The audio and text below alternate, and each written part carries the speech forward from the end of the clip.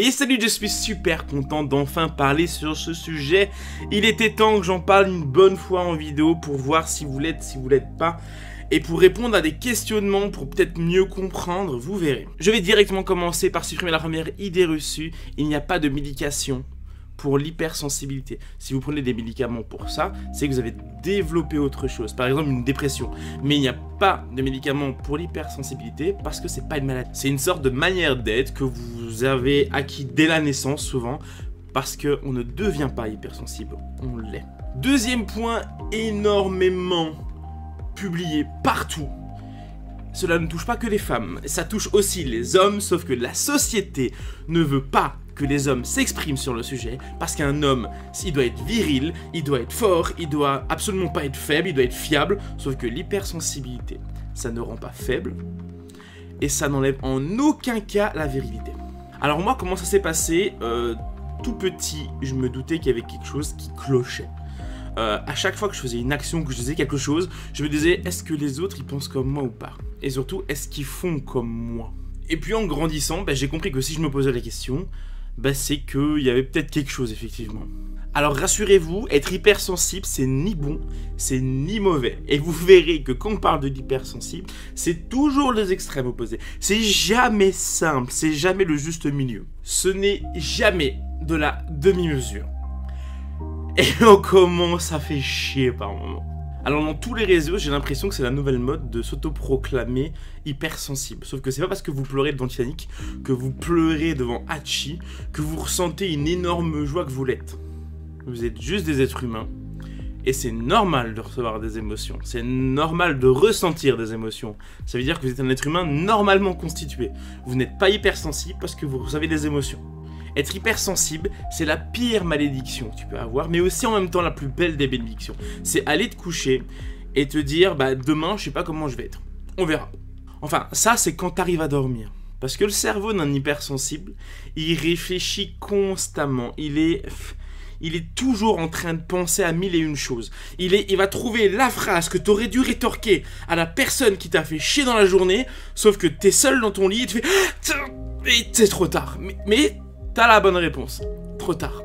Et c'est aussi ne jamais trouver les bons mots quand tu veux décrire ce que tu ressens. Et ça, je pense que c'est quelque chose que j'ai mis beaucoup de temps à comprendre. L'hypersensibilité, ça ne se comprend pas. Ça se ressent. Alors les gens qui ne le sont pas pourront toujours comprendre en partie ce qu'on ressent. Mais comprendre réellement ce qu'on ressent, après tous les témoignages que j'ai reçus et d'après ma propre expérience, ce n'est jamais arrivé.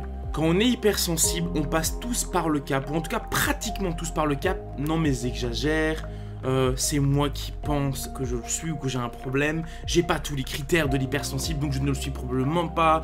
Il faut que je ressens la réalité, je me trompe. Moi, comme je l'ai dit, quand j'étais petit, je me doutais qu'il y avait quelque chose. Vous voyez les petites amourettes d'enfants? Pour moi, c'était le grand amour. À chaque fois, c'était l'histoire. Pour vous dire à quel point, quand j'étais petit, vous voyez les appareils, vous mettez une pièce et il y a les boules dedans.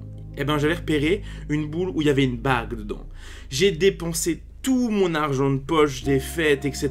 pour enfin avoir cette boule, pour avoir la bague de cette boule et l'offrir à mon amour. Et mon cœur s'est brisé en 1000 morceaux quand à 10 ans, elle a changé d'école. Alors que techniquement, quand t'es enfant, tu ressens pas réellement un grand amour. Moi si. Entre 5 et 10 ans, j'avais déjà cette idée d'envie de belles choses. Et quand tu passes de l'enfance à l'adolescence, tout de suite ça s'empire. Sauf que moi, avec l'adolescence, je suis devenu littéralement une éponge à émotions. Parce que l'adolescence, c'est déjà pas évident, mais quand t'es hypersensible, c'est la merde. J'étais constamment entouré de personnes. Alors qu'on est d'accord. Ce n'est pas du tout l'élément de l'hypersensible. J'avais constamment besoin de me retrouver seul et juste réfléchir, me poser avec moi-même. Sauf que c'était hyper rare à force, parce qu'il y avait les cours, puis après on se voyait après les cours. Moi, j'osais pas dire non, donc on se voyait constamment. Et c'est comme ça que j'ai développé une sorte de défense, que j'ai remarqué aussi que c'est en fait limite commun à pratiquement tous les hypersensibles, parce que sans qu'on soit communiqué, beaucoup de gens ont pris cette méthode de défense. Et ce mécanisme de défense, c'est l'humour. C'est le meilleur mécanisme de défense, en tout cas, que j'ai trouvé actuellement. Tu veux dire quelque chose, tu utilises l'humour. Tu veux dédramatiser quelque chose, tu utilises l'humour. Quelqu'un a compris que t'étais spécial, tu utilises l'humour. Et comme ça, les gens ne te posent pas trop de questions et tu prends tes distances. Et les gens ne se questionnent pas surtout sur toi. Ça, c'est important. J'ai eu une phase très difficile à un moment donné, dans mon adolescence. Je me suis dit, je suis pas du tout adapté à ce monde et à aucun autre. Je me suis dit, c'est moi le problème, mais j'ai quoi? Qu'est-ce que j'ai fait pour ça? Est-ce qu'il y a d'autres gens comme moi? Et donc, à mes 18 ans, j'ai pris la décision, sans le dire à mes parents, d'aller voir un spécialiste et consulter. Je voulais voir ce que j'avais et s'il pouvait répondre à mes questions. Et je suis sorti de là avec le diagnostic HP. Mais ça, je le savais déjà. On m'avait déjà dit HP étant enfant et d'hypersensible. Sauf qu'un truc que j'en veux beaucoup aux spécialistes de quand j'étais gosse, c'est que quand on te dit voilà t'es HP, quand on dit à tes parents voilà t'es HP, ça veut rien dire. On te dit voilà t'es HP, donc on parle que niveau intellectuel. Jamais on te parle de l'aspect émotif, de l'aspect émotion, de l'aspect sensibilité. Sauf que si c'est incomplet, pour moi c'est incompris. Et quand je suis sorti de là, je n'en ai pas parlé à mon père parce que je m'étais dit qu'il pourrait pas comprendre ce que je suis. Parce que maintenant je pouvais le dire, je suis quelque chose de différent. Mais ça n'enlèvera en rien que je suis quelqu'un. Et donc je me suis posé avec moi-même et je me suis dit bon, qu'est-ce que je fais? Et j'en suis arrivé à le monde ne pourra pas du tout s'adapter à moi, donc je vais devoir m'adapter au monde. Et depuis, encore actuellement, je suis une sorte d'agent secret où si les gens ne creusent pas un minimum, ils ne savent pas du tout qui je suis, ce que je pense, ce que je ressens. Et au final, ça me convient à une certaine limite. Dans mon ancien boulot, quand j'étais ambulancier, j'ai un de mes collègues qui m'appelait le caméléon. À chaque fois qu'il y avait un patient différent, je réussissais à m'adapter à chaque fois et ça se passait nickel. Et en fait, je me suis rendu compte que je m'étais habitué. C'était ma nouvelle manière d'être. Je m'adaptais à tout, à toute situation, à toute personne, à tout caractère. Et puis il y a des journées, comme ça, t'as rien demandé, et la seule façon que ton cerveau a de communiquer, c'est de pleurer. Tu te balades, tu vois un pigeon unijambiste, tu pleures en le voyant. Tu traces ton chemin, tu repleures 4 heures après parce que tu y as repensé. Dans la même journée, tu te rebalades, tu croises un pavé qui est mal placé par rapport aux autres. Tu pleures et tu partages ses émotions que lui-même n'a pas. Pire encore, tu vas à la boulangerie, tu prends 2 croissants. Il en restait 3. À cause de toi, il y a un croissant qui va se retrouver seul.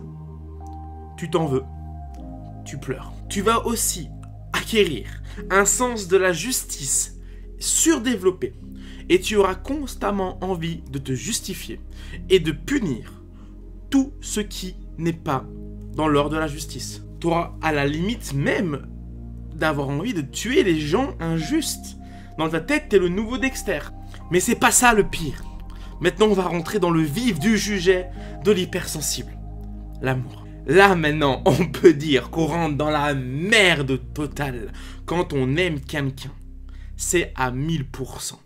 En aucun cas, on va faire de la demi-mesure sur ce sujet. Parce que c'est notre sujet, c'est notre élément. Et on va tous faire des choses complètement folles, apparemment. Qui, pour le commun des mortels, va considérer ça comme de la folie? Et nous, c'est juste des preuves d'amour. J'ai lu un nombre incalculable de témoignages sur le sujet. Je vous promets... Moi, j'ai trouvé ça normal. Je me dis, bah oui, complètement. Et d'ailleurs, ça, je l'ai fait aussi. Il y en a certains, ils se seraient dit, mais il y a un problème, faut consulter. Mais moi, ça me fait rire parce que je me dis, bah oui, moi, je suis d'accord avec ça. Pour l'anecdote, par exemple, de mon côté, j'étais avec mon ex et un jour, elle me dit, voilà, on parle tranquillement de tout et de rien. Et pendant une fraction de seconde, elle me dit, bah moi, je n'ai jamais eu de calendrier de l'Avent. Le soir même, chez moi, j'ai acheté une trentaine de petites boîtes. Et dans chaque petite boîte, il y avait une des raisons du pourquoi j'étais amoureux d'elle et du pourquoi c'était la seule femme au monde pour moi. Pour qu'ainsi, tous les jours, au matin, elle se lève et elle a une déclaration. Le vel de canard, là, il dépasse la caméra. Alors qui parle d'amour, parle de rupture. J'ai une vision de l'amour. Alors je dis pas qu'il faut être hypersensible pour souffrir d'une rupture. Absolument pas. Mais quand tu l'es, t'as une peur excessive de l'abandon. Tes relations sont très souvent foutues d'avance parce que tu vas toi-même les saboter sans t'en rendre compte. Soit parce que tu t'accroches pas parce que t'as pas envie de te faire abandonner, soit parce que t'es excessif et que tu vas tout donner dans l'espoir de pas te faire larguer, même si ça va quand même souvent arriver. Puis quand tu te fais larguer, il te faut des mois, des années pour oublier une partie, parce qu'il y aura toujours dans un petit coin de ta tête cette personne-là, et ça va falloir t'y faire toute ta vie. Quand j'ai appris que j'étais hypersensible, j'ai compris aussi beaucoup de choses de mon passé, dues à mon intuition, au fait du pourquoi. J'étais constamment entouré de filles, mais tout le temps. En fait, je m'entends beaucoup mieux avec les femmes qu'avec les mecs. Mais aussi, autre chose, j'ai commencé à comprendre du pourquoi énormément de mes amis hommes venaient me parler en me disant « Écoute, t'as pas une idée pour la Saint-Valentin de ma copine ?» Il y a actuellement un nombre assez important de femmes qui ont reçu un cadeau de Saint-Valentin parfait pour elles, alors que c'est moi qui l'ai trouvé. Et il y a un nombre aussi assez important de femmes qui se sont mis avec des potes à moi parce qu'elles ont reçu des déclarations, des mots hyper bien trouvés, hyper beaux, faits par moi, qui après larguent mes potes 2-3 semaines après parce qu'elles se rendent compte qu'il y a une différence. C'est pas bien. C'est pas bien. J'ai pas d'excuses. C'est pas bien. Alors il y a un stéréotype. Hein. C'est un autre point. Hein. On est facilement en dépression. Bah c'est vrai. C'est vrai. Mais il y a des solutions. Et ça fonctionne aussi pas que pour les hypersensibles. Ne jamais réagir à chaud. Tu analyses la gravité de la situation. Tu relativises. Tu prends un peu tes distances. Et puis seulement tu réagis. Ça m'a évité beaucoup d'emmerdes. Par moments un peu trop tard, mais maintenant ça m'évite beaucoup d'emmerdes. Mais sinon oui, le stéréotype du un hypersensible, ça ressent tout plus fort. Ben oui, c'est vrai, c'est un fait, on ressent tout plus fort. Quand on va mal, on a l'impression que notre cœur il va se foutre en l'air dans notre poitrine tant ça fait mal. Mais on apprend à vivre avec. Parfois il faudrait plus d'une vie pour apprendre à vivre avec. Mais on fait avec, de toute façon on est obligé de faire avec. Dans les témoignages, j'ai vu aussi qu'il y en a certains que quand ils sont heureux, d'ailleurs j'ai remarqué que moi aussi, quand on est heureux, on pense déjà à tout ce qui pourrait faire en sorte qu'on ne le soit plus. Et donc, au moment où on est heureux, on est déjà en train de foutre en l'air ce moment. Donc, on est constamment frustré. D'ailleurs, le mot frustration, c'est un des mots qui a été le plus souvent mis dans les témoignages. Dans les témoignages, j'ai aussi eu beaucoup de personnes qui me parlaient des bruits à répétition. Et c'est vrai que je me rends compte, mais moi aussi, je ne supporte pas les ampoules qui clignotent, les bruits de mastication, la salope de gouttes d'eau qui tombe toutes les 10 secondes dans ton lavabo. Pour moi, c'est un enfer, je n'arrive pas à me focaliser sur autre chose que ce bruit. Mais on a aussi quelque chose de très beau, c'est notre imagination. J'ai remarqué que tous les témoignages, ils font tous quelque chose d'artistique. Ils sont tous en train de développer quelque chose de magnifique. Moi, c'est à travers mes écrits, à travers mes pièces de théâtre. D'autres, c'est à travers la musique, à travers la danse, à travers le stand-up. Il y a tellement de belles choses. Et en fait, c'est un truc qui nous réunit tous. C'est qu'on s'exprime tous de manière différente, mais de manière très focalisée sur ce qu'on veut et sur ce qu'on est. Alors ça, je sais pas si c'est typique des hypersensibles. Moi, en tout cas, je pense que oui, parce que au nombre de fois où on l'a dit dans les témoignages, c'est la concentration. Parfois, on peut être concentré à la limite de l'autisme, tellement on est focalisé sur quelque chose et il n'y a rien qui peut nous distraire. Autant parfois, on a des trous de l'attention, c'est incroyable. Si il y a 3 ampoules qui clignotent ou une voiture qui passe, on va d'abord regarder la voiture tout en vous parlant. Hein. Ça ouais, ça arrive souvent aussi, j'ai remarqué. Les hypersensibles ont souvent aussi une grosse mémoire, et ils sont souvent très bons aux études, à cause de la mémoire. Mon ex, quand je la faisais étudier, j'apprenais plus vite qu'elle, et elle était constamment choquée de ce que j'enregistrais, alors qu'en fait, moi, je m'en foutais un peu, c'était rien que pour elle. Mais j'enregistrais tout. L'avant-dernière anecdote aussi, il semblerait qu'on soit tous susceptibles, et c'est vrai que je supporte pas. Mais beaucoup d'amis à moi m'appellent aussi la diva. Si vous me dites quelque chose qui ne me plaît pas, maintenant j'ai appris à me taire et à faire avec, mais pendant très longtemps, tu me faisais une réflexion, c'était mort. Si je chante, si vous chantez, et qu'on vous dit une fois que vous chantez mal, plus jamais vous allez chanter en public.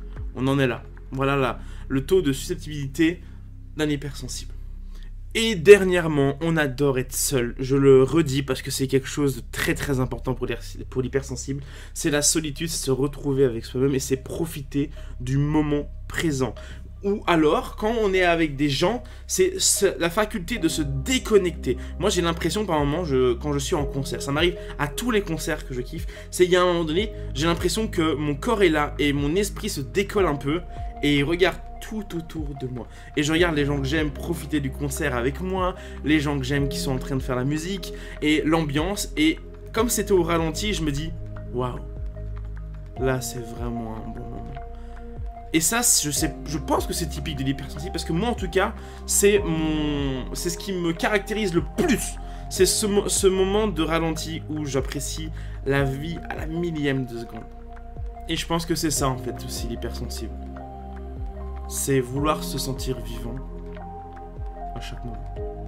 Donc voilà les amis, là ça fait déjà plus d'une heure que je tourne, je sais pas avec le montage ça fera combien de temps.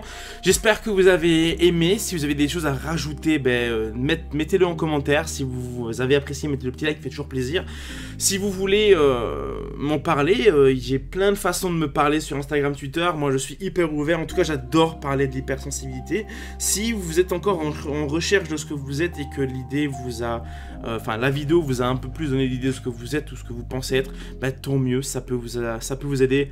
Moi, mon travail est accompli. C'est quelque chose de très complexe. Il faudrait des heures de vidéo pour vraiment mettre ne fût-ce que le doigt sur une petite partie de l'hypersensibilité. C'est tellement complexe, mais à la fois tellement beau.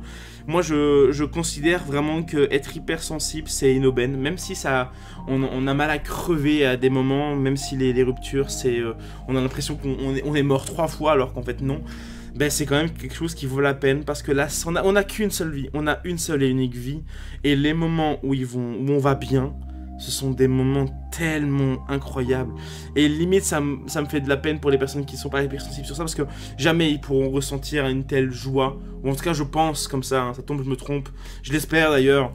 J'ai pas la science infuse, tout ce que je peux dire c'est que je suis hypersensible, j'en suis très fier, j'ai mis beaucoup de temps à en être très fier. Mais c'est ce que je suis, c'est ce que j'ai appris à être aussi, surtout je veux dire apprendre à accepter ce que je suis.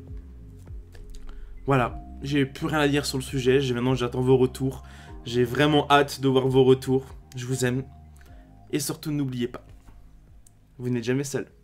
Bye. J'ai du mal à reconnaître mes erreurs, je sais, ne m'en veux pas car j'ai du mal à m'exprimer, mais j'essaye, c'est tout moi, c'est tout moi. Oui, j'ai du mal à reconnaître mes erreurs, je sais, ne m'en veux pas car j'ai du mal à m'exprimer, mais j'essaye, c'est tout moi, c'est tout moi.